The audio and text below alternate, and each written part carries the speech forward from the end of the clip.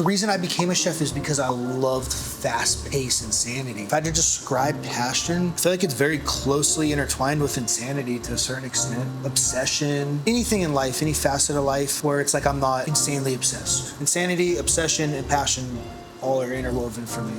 Something that I would do every day. I do every day, you know, and money isn't the cause of it or the sole proprietary focus.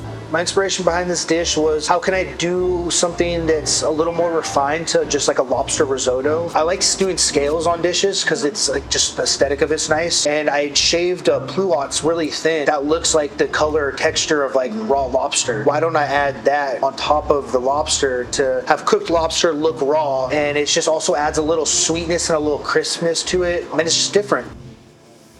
And you can kind of just use your nail and just peel it right off. So that way you're getting like the maximum yield of your garlic. Chopping garlic, I like to just go down it very thin.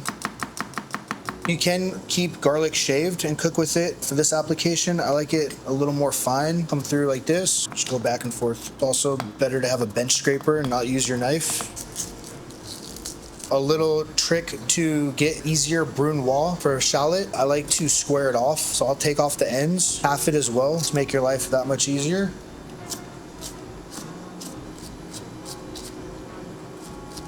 Whatever ends or trim that I have, I'll save for sauce. Now that we have our garlic and shallots brunoised, we're now gonna start sweating those out before toasting the rice of our risotto. So a brunoise is a 1/16 of an inch cut. You'll learn different cuts as far as like rough chop, large dice, medium dice, small dice. And then when you get something more fine, you have a brunoise and a fine brunoise. Some people argue that a brunoise is 1/8 of an inch. Some people argue it's a 1/16 of an inch. I was always taught it was a 1/16 of an inch. Get it as fine as you can. So now that we have our garlic and shallot sweating, we're gonna toast our rice. The reason you toast rice is, one, to add a little deeper and more complex nuttiness to the rice, as well as it allows it to soak up the moisture a little slower, creating a more even cook. You want to continue to toast the rice, constantly moving it so it doesn't burn, but we want to make sure the pan's getting hot enough that we're going to be able to deglaze with the wine. We're going to deglaze the pan with some white wine.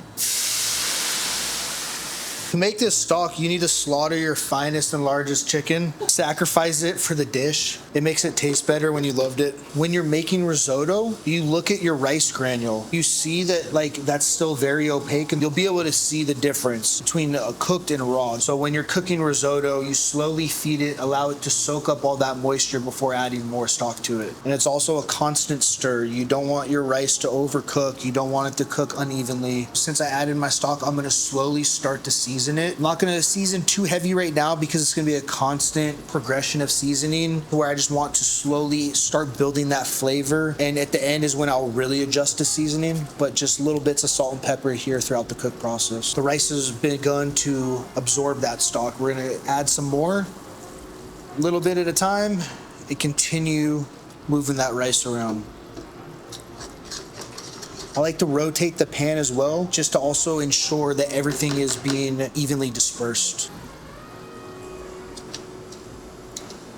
So now that there's just a sliver of the opaque color left in the rice, I'm gonna pull it off. A little trick to make sure your risotto doesn't overcook when it's cooling down is you're gonna wanna flatten it out and spread it out into an even layer, as even as possible. A sheet tray also works for this application, and then you're gonna draw some lines in it. So this allows cool air to be able to start to stop the cooking process of the rice without it stopping too suddenly, like putting it in a walk-in or refrigerator. So for beurre blanc, we're gonna start to sweat out some shallots that was the trim from the risotto, as well as a clove of garlic. Now that we had the garlic and shallots going, we're now gonna deglaze with white wine.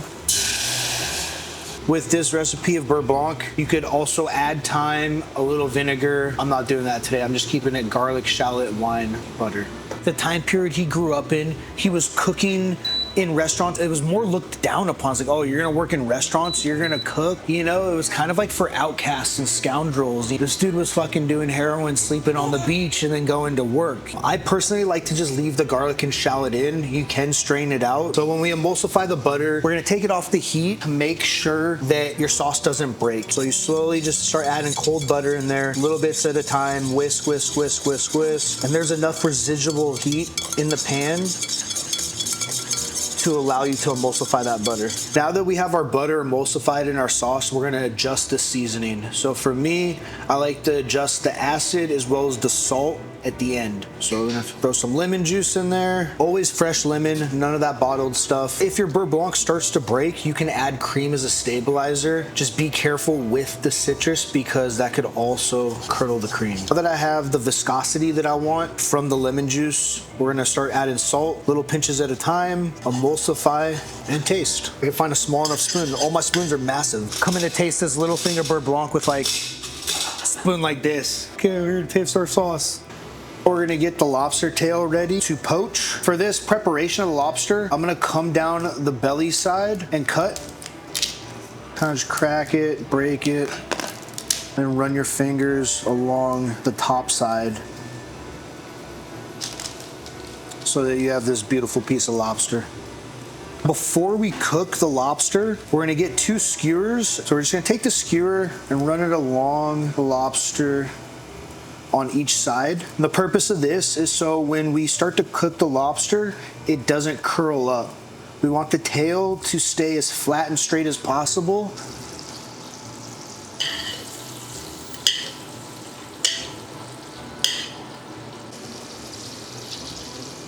Leftover butter from poaching the lobster in, we're gonna put that back into the pan. We're now gonna take our risotto rice that we had par-cooked earlier, put that back into the pan. We don't really want to cook the rice, we just essentially want to heat it. Take it off the heat.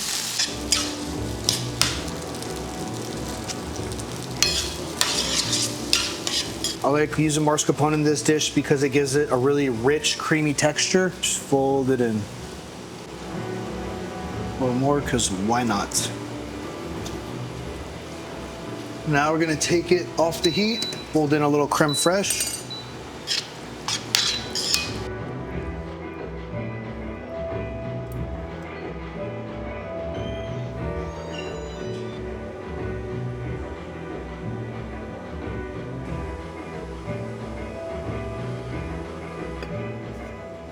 I had this when they were doing their taste testing for the restaurant, and I was like, you have to make this for my chef snack series. All right, let's try it. Let's try it. Fingers crossed. Oh, good. So it's tangy and like creamy and buttery, textured, and I love the little citrusy ting that you get from the pluots, right? Yeah. And then what did you put on top? That's lemon zest? No, that's cured egg yolk. That's just an egg yolk you just put on salt for 3 days and then dehydrate. I thought this was a mandarin. No, it's egg yolk. It adds umami. Oh, interesting. Yeah, it's just another way to get, it's almost kind of like Parmesan, but not. You guys have to see this. All right, just bury it in yolk and then you can shave it on top of anything. It's very versatile. I love it as a garnish.